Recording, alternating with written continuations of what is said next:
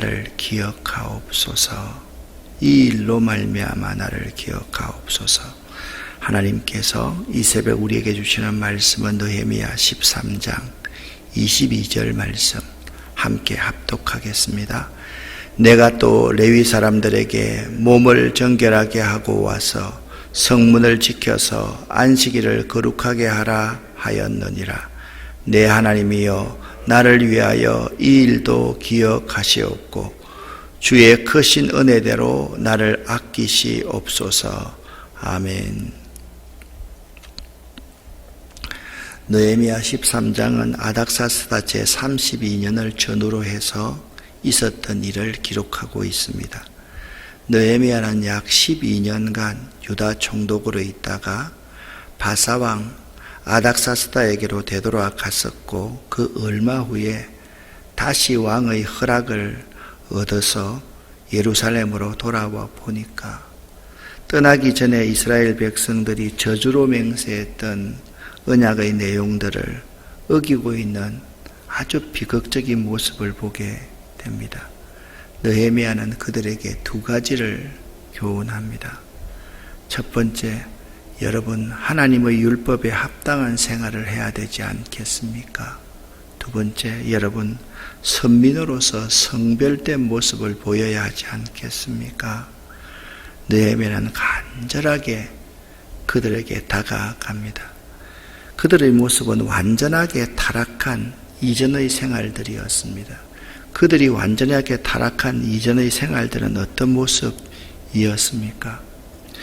제사장 엘리야삽이요 사사롭게 예루살렘 성곽 건축을 방해하던 도비야를 하나님의 전뜰 성전 골방에 거하게 한 사실이었습니다. 여러분 이게 말이 됩니까? 산발랏, 도비야, 게셈 일당들, 이 일당들은 어떤 사람들입니까? 하나님을 대적했던 사람 아닙니까? 하나님의 백성들을 죽였던 사람 아닙니까? 그런데 제사장 엘리야십이 도비야를 하나님의 전뜰 성전 골방 중심에 떡 앉혀 둔 것입니다. 두 번째, 이것보다 더욱더 심한 일은 백성들이 하나님 앞에 헌금을 하지 않는 거예요. 그래서 레위인들의 생활을 책임지지 않았던 거예요. 이것은 백성들이 11조의 생활을 안 했다는 거예요. 그래서 레위인들이 모두 각각 자기 고향 마을, 농사지을 땅이 있는 마을로 돌아가 버린 모습, 그 모습이 느헤미야가 돌아왔을 때 관찰한 모습이었습니다. 그리하여 하나님의 전이 버려졌고 백성들은 안식일을 지키지 않았고 그들은 자기를 위해서 이방 여인들을 데려다가 통혼을 하고 있었던 것이죠. 참 어처구니 없는 상황이 그 눈앞에 벌어지고 있었던 겁니다. 느헤미야는 다시 신앙의 개혁을 시작합니다. 신앙의 개혁의 시작은 하나님의 말씀으로입니다. 하나님의 말씀은 신앙개혁의 시작이고 과정이고 완성입니다. 13장 1절부터 3절까지의 말씀을 보면 그날 모세의 책을 낭독하여서 백성에게 들렸는데 그 책이 이런 내용이 기록되어 있는 거예요. 하나님을 대적하는 사람들이 발람에게 뇌물을 주어서 하나님의 백성들을 저주하게 하였다. 그러나 우리 하나님이 그 저주를 돌이켜 복이 되게 하셨다 하였는지라. 하나님은 저주를 돌이켜 복이 되게 하실 수 있는 분이다. 여러분이 지금 하고 있는 이러한 삶이 도비야를 성전 골방에 앉혀놓은 일이나 여러분들이 지금 하고 있는 모든 저주의 맹세를 했던 이 일을 다시 돌이키면 하나님이 복이 되게 하실 수 있는 분이다. 백성들이 이 율법의 말씀을 듣고 곧 섞인 무리를 이스라엘 가운데서 분리하였다. 그렇게 말씀하고 있습니다. 여러분에게 묻습니다. 하나님은 저주를 복으로 바꾸실 수 있는 분이심을 믿으십니까? 그들은 이 사실을 믿었습니다. 아무리 내가 지금 죄악 가운데 있다 할지라도, 실패와 좌절과 원망 가운데 있다 할지라도 하나님을 바로 믿으면 하나님은요, 저주를 복으로 만드실 수 있는 분이신 겁니다. 자, 어제 읽었던 말씀 4절부터 9절까지의 말씀에서 하나님을 위하여 살아야 될 사람이 도비아를 위하여 살아가는 거예요. 우리는 항상 우리 마음속에 두 가지 법이 있어요. 하나님의 법이 있고 세상의 법이 있어요. 이 두 가지가 치열하게 싸우는 거죠. 그 죄라는 게 뭐냐면 하나님 없이 내 혼자의 힘으로 이 세상을 살아가려고 하는 것, 이것이 죄입니다. 이것이 모든 죄의 시작입니다. 그러니까 예수 믿기 전에 우리의 모습은 하나님 없이 살았던 거예요. 근데 예수를 믿고 나서도 우리 모습이 자꾸 하나님 없이 내 혼자의 힘으로 이 세상을 살아가려고 한다면 우리가 죄인 중에 괴수인 거죠. 자, 4절부터 9절까지 말씀을 보니까 이렇게 말합니다. 5절에 제사장 엘리야십이 도비아를 위하여 한 큰 방을 만들었다라고 말씀하고 있습니다. 제사장 엘리야십은 하나님을 위하여서 이 큰 방을 만들어야지 어떻게 도비아를 위하여서 이 큰 방을 만듭니까? 7절 말씀을 보십시오.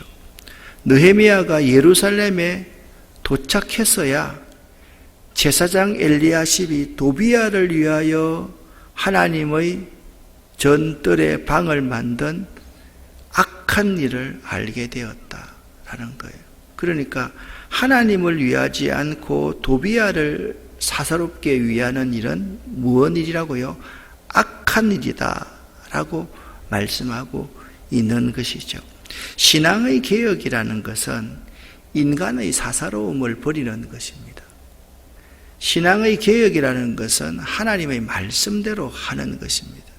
우리가요, 사사로움을 버리지 않으면 절대로 개혁을 할 수가 없어요. 지금 제사장 엘리야십이 누구와? 도비아와 서로 교제하는 거예요. 산발락과 교제하는 거예요. 게셈과 교제하는 거예요. 그게 사사로운 거거든요. 자기 아들을, 자기 손주를, 아니 어떻게 그 악한 자들과 결혼을 시킬 수가 있어요? 그들과 사돈을 맺게 되는 거죠. 이런 사사로움 때문에 이런 일들이 있다라는 거죠. 자, 다시 한번 말씀을 드립니다. 신앙의 개혁은요, 반드시 사사로움을 버려야 돼요. 그리고 하나님의 말씀대로 사는 것, 하나님 말씀으로 돌아가는 것입니다. 자, 어제 여러분과 함께 느헤미야가 행했던 개혁 4가지를 정리를 해 보았습니다. 첫 번째는 성전을 성전다웁게 하라. 두 번째, 도비아와는 결코 타협하지 말아라. 세 번째, 안식일을 잘 기억하라.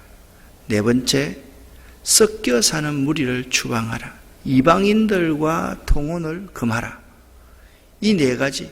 그러면 느헤미야가 개혁한다는 것은 뭐예요? 성전이 더럽혀져 있었는데 이것을 다시 정결케 하면 개혁인 거예요. 도비아와는 결코 타협하지 않고 하나님 앞에 11조의 삶을 살면 이게 개혁인 거예요. 그래서 레위인들을 다시 불러들여야 돼요. 레위인들이 하나님의 성전의 일을 해야만 하는 거예요. 세 번째, 안식일을 철저하게 지켜야도록 하는 거예요. 그게 개혁이에요. 네 번째는 이방인들과 통혼을 금하는 거예요. 그것이 개혁. 오늘은 이제 느헤미야가 이 문제를 어떻게 해결하는지를 우리에게 보여주고 있습니다. 여러분, 개혁이라는 것은요, 되돌리는 것입니다. 뭘 되돌리느냐? 레위인들이 다시 복직하도록 하는 것이었어요. 느헤미야가 알아보니까 레위 사람들이 그동안에 한 푼의 월급도 받지 못하고 있었던 거예요. 그래서 레위 사람과 노래하는 사람들이 그 맡은 일을 먹고 살아야 되니까 맡은 일을 다 버리고 저마다 밭이 있는 고향으로 되돌아갔습니다. 그래서 느헤미야는 어쩌자고 하나님의 성전을 이렇게 내버려 두었느냐고 관리들을 호되게 꾸짖습니다. 그리고 레위 사람들을 다시 불러 모아서 다시 일을 맡아보게 했습니다. 그랬더니 온 유다 사람들이 곡식을 가져오고 11조를 가지고 와서 창고에 거두어들였습니다. 그리고 느헤미야는 그 창고 지기들을 임명을 했는데 그들은 모두 정직하다고 인정받는 사람들이었습니다. 자, 느헤미야는요 돌아와서 어쩌자고 이 하나님의 성전을 이렇게 내버려 두었느냐고 관리들을 꾸짖었다라고 말씀하고 있습니다. 그리고 곧 레위 사람들을 다시 불러 모아서 하나님의 성전의 일을 맡아보게 하였습니다.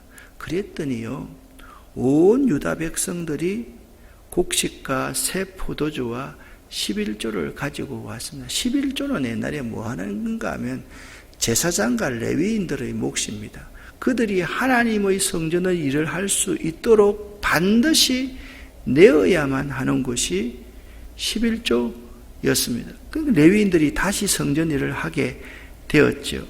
그리고 이 성전 곡간을 맡을 자들을 임명을 하는 거예요. 지금까지는 성전 곡간에 누가 있었습니까? 도둑놈이 앉아있었던, 도비아가 앉아있었던 거죠. 그런데 정직하다고 인정받는 사람들을 앉힌 거예요. 근데 그들이 하는 일은 뭐냐 하면 동료들에게 돌아갈 몫을 골고루 공평하게 나누어주는 일을 맡았다. 그러면서 느헤미야서의 마지막 13장은요 이 문장이 반복됩니다. 하나님, 내가 잘한 이 일을 꼭 기억해 주십시오. 하나님, 저 잘했죠. 그렇게 계속해서 하나님 앞에 하나님, 제가 하나님 시키는 대로 잘했죠. 그래서 제게 복을 주세요. 라고 끝맺고 있습니다. 같이 한번 읽어보겠습니다. 하나님, 내가 한 일을 기억하여 주십시오. 하나님의 성전을 보살피는 일과 예배를 드릴 수 있도록 정성껏 한 이 일을 잊지 마십시오. 아멘.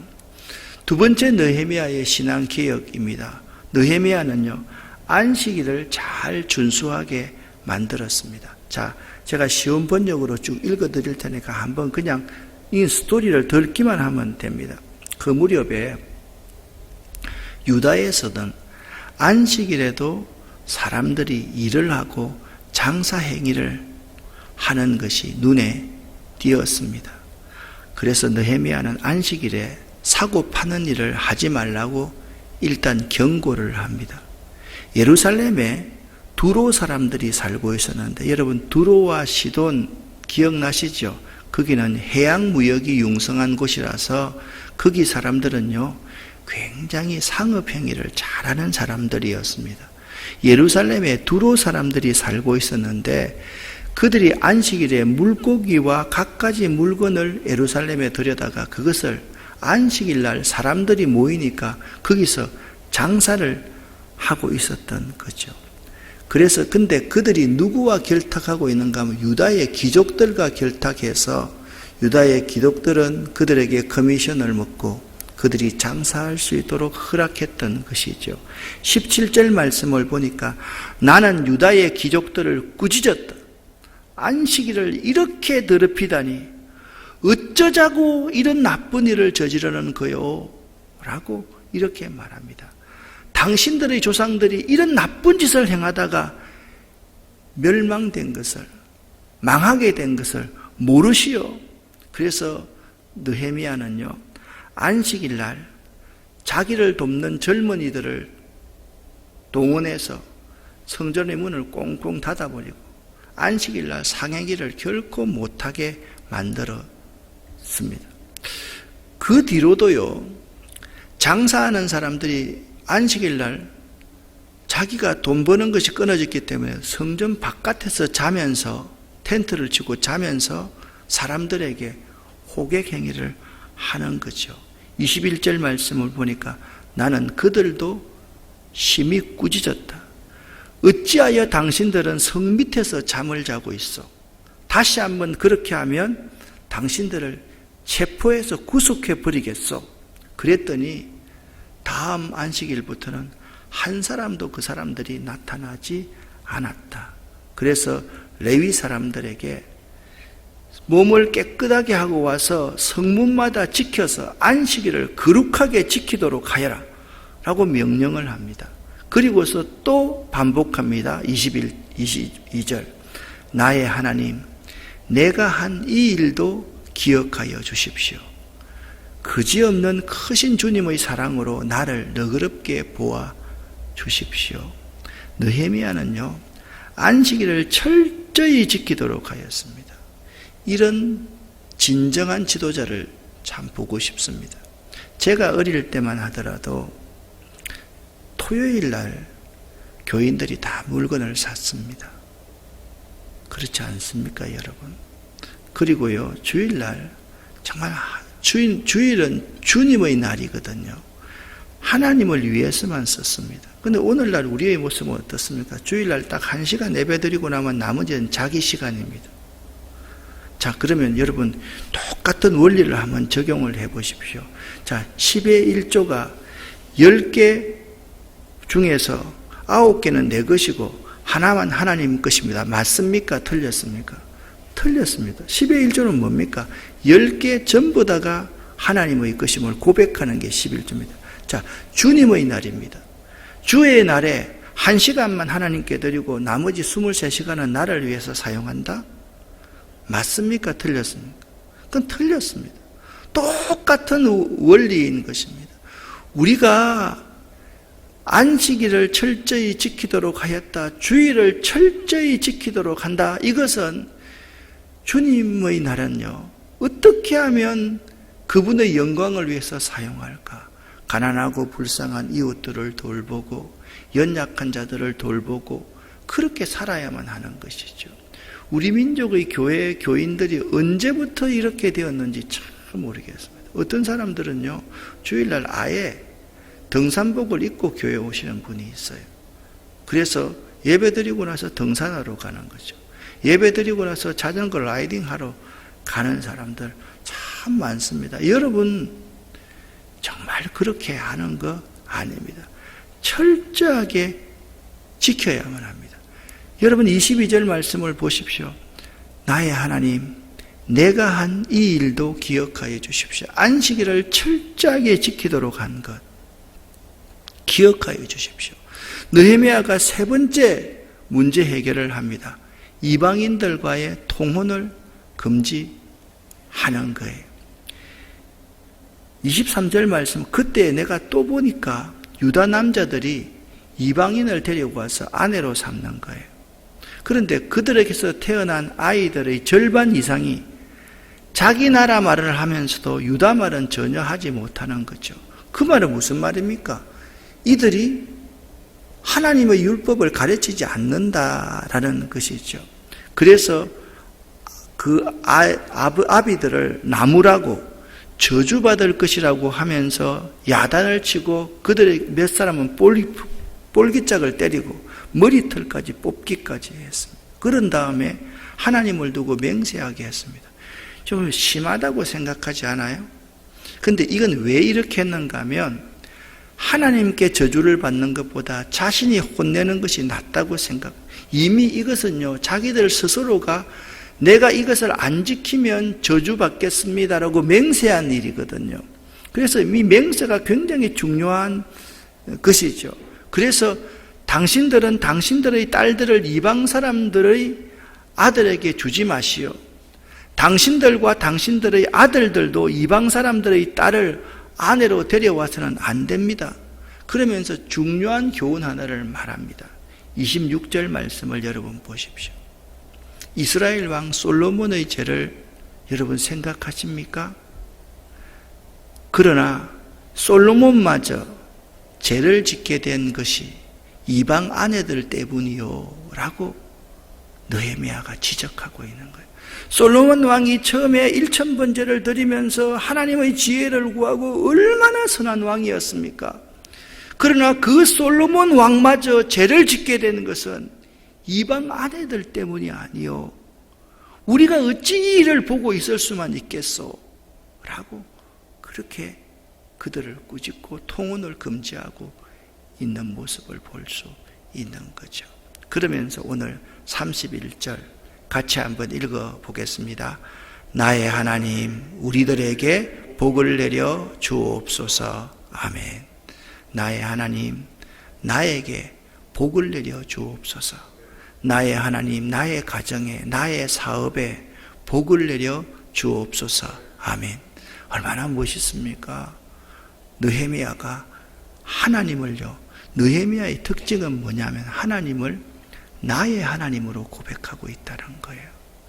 하나님을 나의 하나님으로 고백한다는 것은 평소에 느헤미야가 얼마나 하나님과 친밀하게 영적인 교제를 가졌는지를 알 수가 있는 거예요.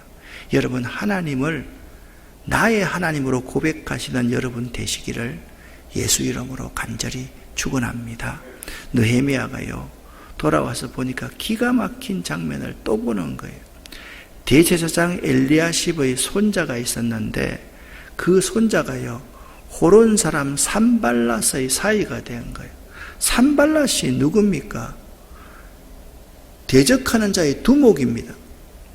산발랏과 대제사장 엘리야십이 사돈이 된 거예요. 그래서 느헤미야가 나는 그 자를 내 앞에서 얼씬도 못하도록 내쫓았다라고 말씀하고 있습니다. 그러면서 나의 하나님, 그 악한 자들을 잊지 마십시오.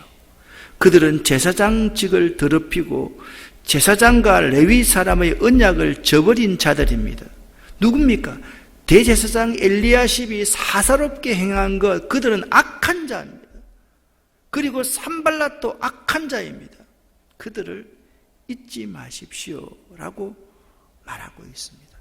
그러면서 나의 하나님, 나를 기억하여 주시고 복을 내려달라고 느헤미야는 느헤미야서 결론 부분에 이렇게 말씀하고 있습니다. 느헤미야는요, 매 순간 하나님과 친밀하게 교제했습니다. 여러분, 하나님과 친밀하게 교제하는 여러분 되시기를 예수 이름으로 간절히 축원합니다. 하나님과 친밀하게 교제하는 사람은 하나님을 나의 하나님으로 고백하는 사람입니다. 하나님이 나의 하나님이면요, 굉장히 하나님과 친밀하게 돼요. 여러분 생각해 보세요. 목사님이 내 목사님, 우리 목사님처럼 느껴지면 얼마나 친숙합니까? 나무교회 목사님, 일반 목사님으로 느껴지면 얼마나 낫습니까? 마찬가지입니다. 하나님이 나의 하나님으로 고백되어져야 한다는 거예요. 여러분, 어제에 이어서 이제 느헤미야서 결론으로 들어갑니다. 신앙생활은 철저히 하는 겁니다. 신앙생활은 철저히 해야 하는 것임을 꼭 명심하십시오. 신앙생활은 절대로 대충 하는 게 아닙니다. 타협하는 게 아닙니다. 믿음은요, 철저하게 갖는 것, 한치의 양보도 없이 원칙을 갖는 것이 믿음인 것입니다. 그러면서 여러분이 이 기도를 할 수 있어야만 합니다. 나의 하나님, 나를 기억하여 주시고, 누구를 기억하여 주시고, 저 사람 때문에 안 됩니다라고 하지 말고 나를 기억하여 주시고 복을 내려 주십시오 라고 기도하고 또 기도해야만 합니다. 같이 한번 읽어 보겠습니다. 하나님이여, 이 일로 말미암아 나를 기억하옵소서. 계속 나의 하나님이여, 나를 기억하시고 내게 복을 내려 주옵소서. 여러분과 제가 이 느헤미야의 이런 모습을 꼭 본받을 수 있기를 예수 이름으로 간절히 축원합니다. 기도하겠습니다. 하나님 아버지, 아멘 응답하시는 이분들에게 하나님의 복을 30배, 60배, 100배로 쏟아 부어 주시옵소서. 누르고 흔들어서 쌓을 곳이 없도록 안겨 주시옵소서. 하나님, 이 느헤미야의 이런 모습을 우리가 본받기를 원합니다. 성전을 성전답게 하는 것, 하나님을 내 인생의 모든 주인으로 모시고 살아가는 것, 하나님 앞에 철저하게 예배드리는 삶을 사는 것, 그리고 이방인들과 동원하지 않는 것, 이 신앙의 개혁하는 내 모습, 날마다 하나님 앞에서 하나님의 십자가 앞에서 나를 부인하고 눈물 짓는 우리를 기억하시고 우리들에게 복을 내려 주시옵소서. 우리 자손들에게 복을 내려 주시옵소서. 우리의 사업에 복을 내려 주시옵소서. 오늘 이 새벽도 기도할 때 하나님 응답하여 주심을 감사합니다. 하늘 문을 여시고 우리에게 하늘의 복을 쌓을 곳이 없도록 쏟아 부어 주시옵소서. 예수 그리스도 이름으로 축복하고 간절히 기도 올립니다. 아멘.